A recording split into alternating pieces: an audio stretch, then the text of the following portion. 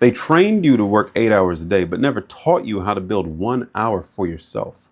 Like you've been dependable for a paycheck, but what about being accountable to your vision? You'll see that the future is freelance, and those who win aren't just talented, they'll be strategic.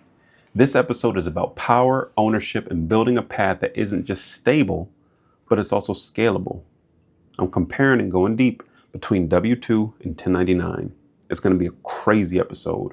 So without further ado, welcome to episode 16 of Everything Entrepreneurship, the podcast with Jerome Carter, the place for ambitious employees, skilled professionals, those climbing up the corporate ladder, and my working entrepreneurs as well. I want to take a moment to say thank you to everybody that's listening on Spotify and Apple Music. And even more so, if you're watching this on YouTube, that's the best way to consume it because you got the visual as well, right? Please hit subscribe. We've been growing this community one by one. I'm not taking a single one of you for granted. You know, I appreciate every single like, even more so every single comment. I respond to every one. And I'm just proud that the vision that I saw to grow this community keeps on growing. So I can't thank you enough. And I'm going to keep doing my part in communicating and conveying some real value. The main thing I've been getting, as you can see in the public comments and even in private, I really appreciate the value, and I appreciate how you're not just doing this get rich quick, this low level that everybody else is doing. You're giving some real meat and potatoes. You know, they didn't say meat and potatoes. I said that because that's what I say, right? But in this episode, it's gonna be an amazing episode. Stick through. And again, I love you guys because you guys have retention. Averaging 20 minutes on a 23-minute video, 30-minute video, 40-minute video, that's huge. Again, that shows that you care. That shows that you're here for a reason. And I'm going to give you what you came for. So without further ado, let's get into it. What if you never needed another job again, right? I said I'm breaking down W-2 versus 1099. Freelancing is a good segue into entrepreneurship, though it can also be considered as full-blown entrepreneurship. You'll have a solid understanding of everything I mean in a moment. We're going to start off with the illusion of security, right? I think everybody knows in 2020, we had a rude awakening that you could easily be laid off or furloughed. Even people that had money, even businesses that had money aside, didn't know what was happening in the world and how much money they would need or how long they'd have to hold out for, right? If I put a pin on that and I just focus on 2025, we just hit 5 months in, and so many companies are announcing layoffs. Other than the federal government already cutting many jobs, UPS just announced they're laying off 20,000 jobs. Dell has cut 12,000 jobs. Chevron, 8,000. DHL, 8,000. Meta, 3,000. And many more. These are just well-known names that most people know. While many of these places are laying off people, you have companies that are just closing, right? Announcing bankruptcy or not. Joann Fabrics is closing 800 of its stores. Macy's closing 66 stores as part of a wider plan to close 150 underperforming locations. Kohl's is closing 27 stores. Walgreens closing 500 locations. Party City closed all 700 of its stores after a bankruptcy filing. Dollar General, everybody. It's uncertain times, right? And as prices continue to go up, entrepreneurship is a viable option. More so than entrepreneurship, just having a second revenue stream is needed. And that's what I'm always preaching, right? Whether you leave your job or not, you still need another dependable source of income just in case something happens with your current employment situation, whether it be your choice or theirs.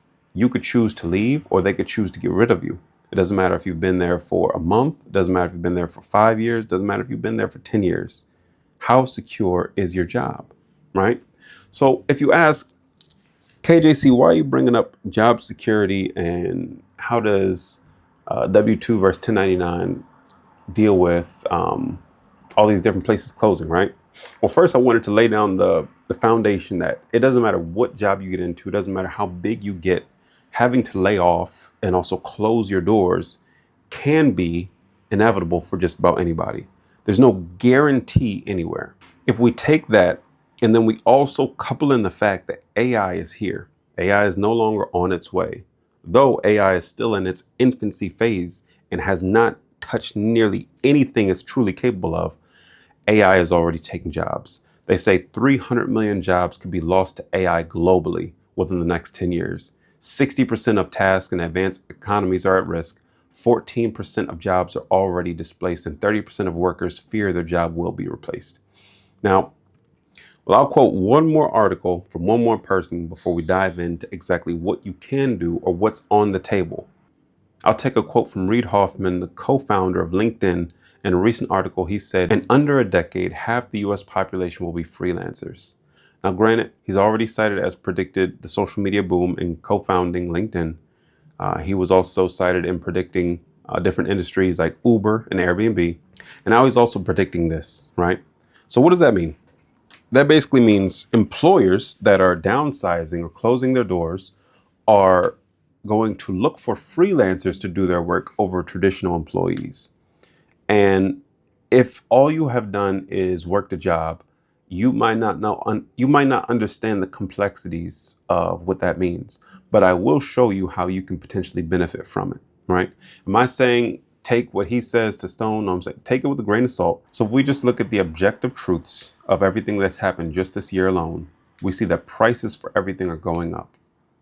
People are getting let go from their jobs, no matter if they were just hired or have had tenure there. Businesses are closing and going into bankruptcy. And on top of that, AI is here to take jobs.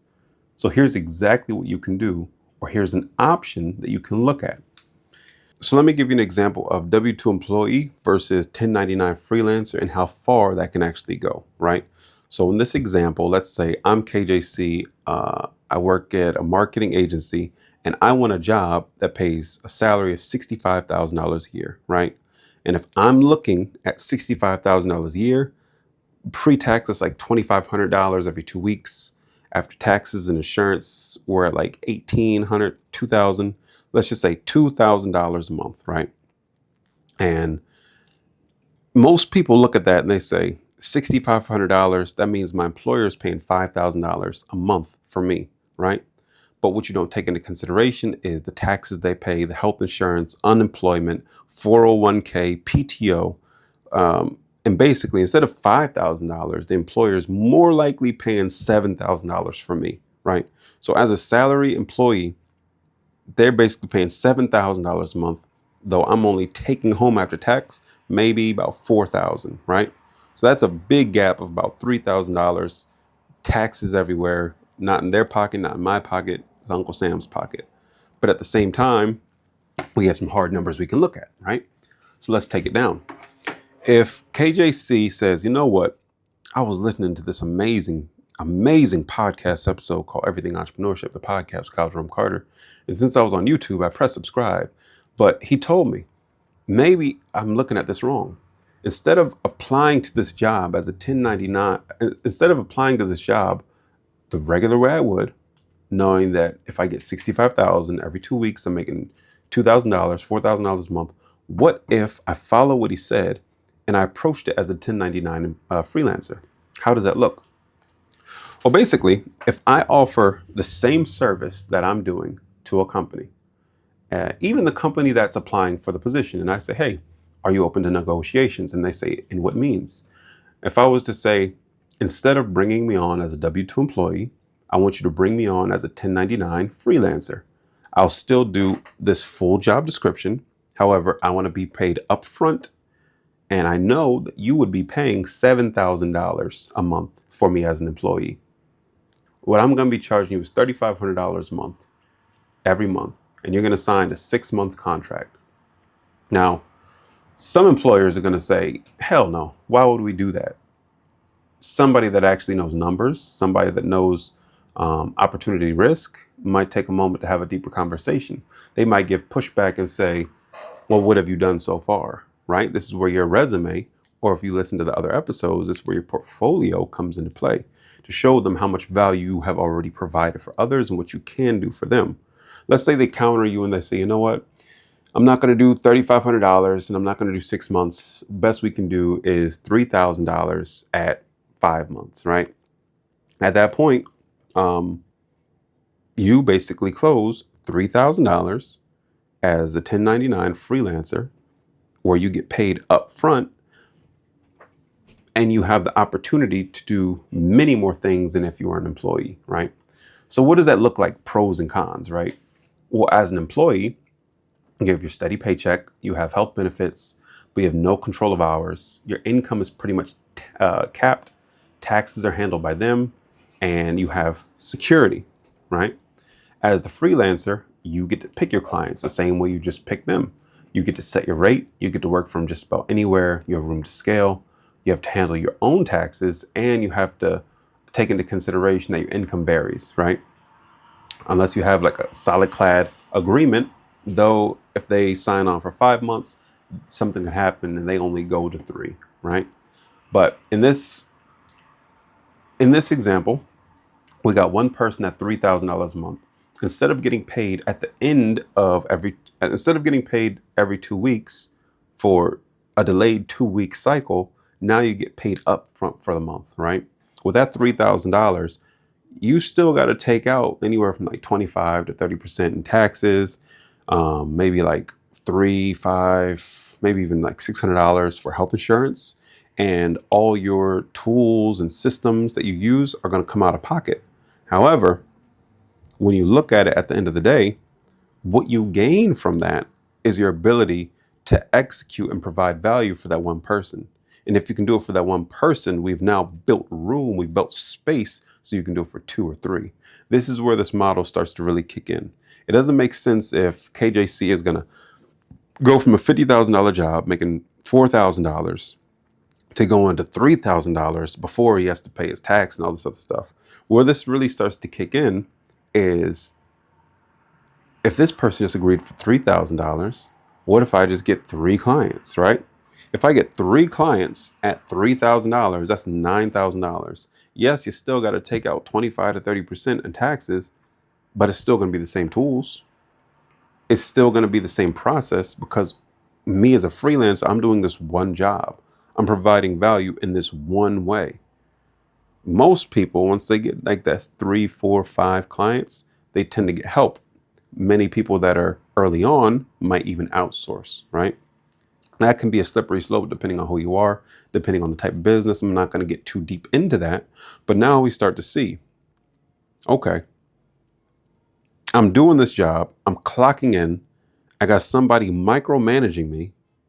But depending on how I move, let's just say KJC got $20,000 saved up. Let's just say worst case, he has $2,000 saved up, rainy day fund.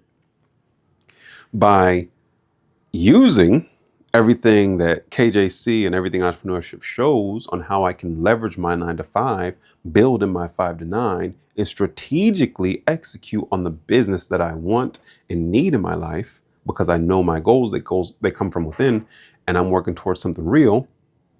I can set this thing up so that within about 30 to 60 days, I can sign 2 to 3 clients at once.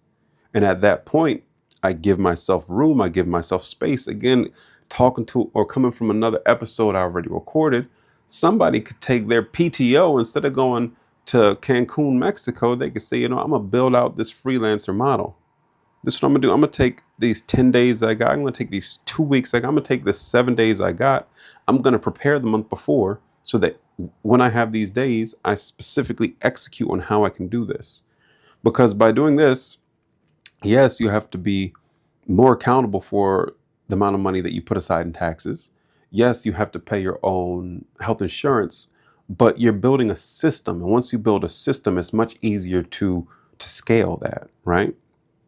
So the person that's going from 50K looking for something that's 65K, once you start to have these real conversations with people that understand how much money they're truly putting out, like most people didn't even know that an employer is paying that much more money for them on top of their salary. Most people just say, all you're doing is paying this. And it just doesn't work that way, right? So what's the reason why somebody should want to be a freelancer instead of a regular W-2 employee? Well, that should only be the case if you're willing to do the work, if you're willing to have a reputation, and you truly want to build more, right? In this instance, depending on if you've signed a non-compete clause at your current employer, you could potentially build this out while you're still working. I know a few people, and even did some research on people that are working 2 or 3 remote jobs at once, right? It's remote. They schedule their meetings, But at the end of the day, if they're getting three $80,000 salaries doing remote work, it adds up. So at the same time, if we know the facts again are things are more expensive, jobs are laying off people, they're going bankrupt and closing, and AI is here. What can I do to set myself up so that in these next 5, 10 years, I'm on the right side of this? I've built a system, I have enough money, I have the opportunity to process what's happening, and I can build a real business, right? Some people will just stop there. But this is what I said beyond. You can go from just being a freelancer that has a couple clients and you can build that to a full-blown business. You can have the employees, you can outsource certain tasks, you can have a virtual assistant. But regardless, you're building something of your own so that when things hit, you already have certain things taken into consideration because you're prepared for it. You don't want, I forget the saying, don't let life hit you, you hit life or something like that. Life takes a bite out of you, take a bite out of life. I don't know. Sounds nasty to be honest, but I think you get what I'm going at. So I want you to really, I'm doing this. It's Monday, this comes out. On Wednesday or Thursday, the deep dive of this, I'm gonna do real numbers, different scenarios. I'm doing a deep dive of this. So if you're watching this before Wednesday, Thursday, hold me accountable. It's coming out. Because I didn't just come up with this topic for the podcast. Obviously, I've helped a couple people with this already. But the point I'm trying to drive across is the name of the game is extra revenue streams because so many things are so uncertain. And this is a solid and somewhat stable way to build it even while you're employed. You don't necessarily need to jump out the window for this, right? So take that into consideration. Segueing into the next segment, what's KJC been up to? What's the business like? What's happening on my side? I'm doing pretty well, thankfully, did a whole road trip. Had to move my mom back to Michigan. That was pretty fun. Drove 10 hours in a U-Haul and flew right back. And I was experiencing some of these flight delays from air traffic control in Miami. Drop a comment below. If you've been to Miami airport, trash. Maybe not the whole airport. Terminal F is trash. I'm sorry. I feel like I was in a Twilight episode. I was there for 3 extra hours and that terminal was trash, man. Oh my goodness. I was looking on the map and I see there were so many better things in the other terminals, but I wasn't going to risk it for the biscuit. I had to stay there. And horrible. What was the little boy? Terrible sandwich, by the way. That was a terrible sandwich. Terminal F at Miami. Other than that, getting business booming. I'm excited for this challenge. The Employee to Entrepreneur Challenge. This is the prerequisite. Sign up in the link below. This is exactly everything that you need to harness the untapped potential of your 9 to 5, structure your 5 to 9, and build the business, build that second revenue stream without being pressured to quit your job or to overexpose yourself, right? I don't know about you, but I know people don't want to waste time, energy, and money in the wrong direction. And we're basically giving you the proper information, education, so that you don't necessarily get a guarantee, you get the highest level of certainty. Certainty comes from clarity and confidence. And that's what we're instilling in this challenge. So go check out the link below. I'm obviously going to be talking about this more. It's 3 days. May 13th, 14th, 15th is coming up. And I expect to see you there. We can really get this thing turned around. Everybody uses fear to say things are coming. No, hey, things are actually coming and I believe in you. You can build something real and feel good about it, right? Somebody said, yo, you never spend enough time talking about yourself, KJC, because I'm not that special, man. I'm over here trying to make some great content, keep my clients happy, and just living life, you feel me? But I will go into some questions, If you have questions, send them, put them down below, as well as hit me on Instagram at kyle.jerome.carter. Shoot me a DM, and I will read a couple questions and answer them here live on the podcast. Where Where did I put them? I had a couple. Let's do this in real time. Now, granted, these are questions. They don't say, hey, KJC. For the question's sake, the Q&A part, I'm just putting, hey, KJC. So no, each one of these people did not put that in the beginning of the answer. So, hey, KJC, is it even realistic to start something with everything I already have on my plate? Bills, family, and barely any free time? Well, that's a great question. Realistic, yes. As I said in this episode, there's a tidal wave coming, and it doesn't matter if you're prepared or not. And if you want to ride the wave instead of be swept into the current with everybody else, you're going to start building out the second revenue stream. It doesn't matter if what you build out is only enough to cover one bill, your phone bill, or the gas that you use each week, or your groceries. Just building something so that when you choose, if you want to push the gas and scale that up, in the event that you do lose your main source of income, it doesn't have to be a full scale business. It can be a side hustle. It can be an investment opportunity. The decision is yours, but you do need to do something. You know, in your question, you said you have a lot on your plate, bills, family, and barely any free time. It's exactly who I'm talking to. I'm talking to real people in real lives. So I'm glad you gave me this question. What you have to understand is, though you said barely any free time, you still do have free time. And if we look at your screen time, we'll see that you have even more time. You know, it's like that guy. He's manipulating time. I'm manipulating time. How many days do you have in your 24 hours, right? No, but for real, start with 30 minutes. Force 30 minutes. Say, you know what? This is where I have 30 minutes. And this 30 minutes, I'm going to prep for tomorrow. So one day is going to be a prep day. Let's say it's Monday after work in your car. 30 minutes. This is what I'm going to do on Tuesday. I'm going to accomplish one thing to move the needle. I know when I get off work, I'm going straight to Barnes & Noble, and this is what I'm going to do. And then after that, on Tuesday, you go to Barnes & Noble and use 30 minutes to just execute that one thing. By doing this, what are we doing? We're starting a habit, because you can follow that up.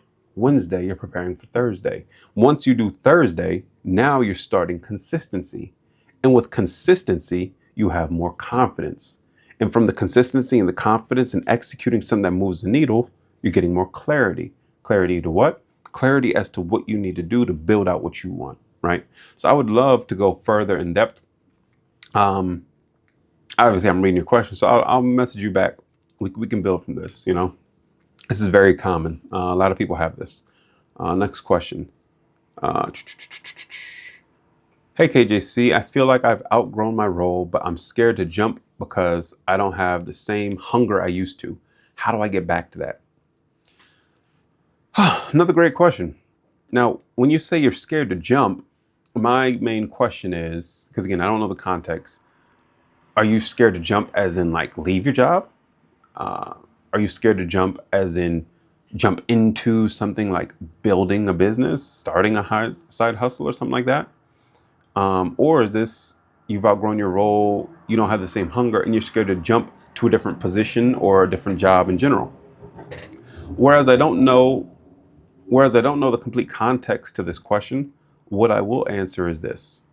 I recently had a conversation with somebody that held almost every high position you could have in this industry, right? And after about 25 years, they finally got a compatible salary, but with zero responsibility. And after about 4 years, they realized I don't have the same hunger. I want to ascend, not just monetarily, but I want to have something I work towards instead of just running on a treadmill, like moving, but in the same place, right? The first thing you need to do is figure out what you want to do. What does the rest of your work career look like? What does the rest of your life look like? Are you 60 and you're trying to retire in the next 10 years? Are you 40 and you're trying to spend time with your kids and grandkids? What does that look like, and what type of life do you live? The life that you live, is that afforded from the higher position that you have? Did that position come from the work that you did from where you are now to fill that gap? Or did you start a business while you were working, and you were able to build to that, and now you're able to spend time with those loved ones? This question is hard to answer. It's not fair to you for me to give you a step-by-step, do this, then this, completely, because I don't know your complete situation. Again, I'm going to message you back. We can build upon this, but you have something in you, obviously, if you want the hunger back. We can build on that. Eric, don't take any day for granted, and let's build towards something that you can be proud of, right? So I'll message you back. Great question. Let's do one more. Hey, GayJC, my lifestyle depends on this paycheck, but my soul is dying. How do I build something new without wrecking my finances? Well, you said paycheck and finances in here. So that means your life is very contingent on every penny coming in. It doesn't sound like paycheck to paycheck talk. This more so sounds like you have a lifestyle that is about to exceed how much you bring in. Like if you bring in 80K after taxes, your expenses are right there. You don't even have that much wiggle room, right? And I'll tell you something right now that my once mentor and now business partner loves to say. Like, money isn't the most important thing, your strategy is. Whereas you're looking at money right now, I want you looking at your strategy for the future, right? There's many things that you can control, many things you can observe, measure, and do that will affect you in a positive way without impacting in a negative way your finances. So if we first take the mind away from just money, money, money, again, once you realize that everything is not about money, it opens up a new world. You have a new battery in your back. Then you start to see how much more you can do, right? So if you're building something new, does it mean that just from my experience, when somebody says something like this, that means they had a great job, they lost it, got another one, and they understand stuff's changing, and they just trying to hold on to something and build something even more, right? This is another one. I would love to have a one-on-one with you, but I wouldn't use money as a crutch. I would look at or open your eyes to the different options that you can do right now and really hone in on where you want to go, because sometimes money can be the last thing needed, right? But yeah, this was an episode. I'm going to record, not today, I'm going to record an in-depth video breaking down some actual examples on a whiteboard of this W-2 verse 1099. So if you made it this far, I want to say thank you for checking it out. Share it to somebody else and be on the lookout for my other video. Until then, this is Jerome Carter, Everything Entrepreneurship. I hope you have a great rest of your day. And from the bottom of my heart, you can do this. You know, this isn't about motivation just to make you feel good. This is about instilling something that's truly in your heart already. You know you can do it, regardless of if you're scared or not, regardless of everything that's coming, you got this. So keep doing it. Every single day, do one thing towards what you got to do. I promise you're going to make it through this. But until the next time, it's KJC, Everything Entrepreneurship. Have a good one.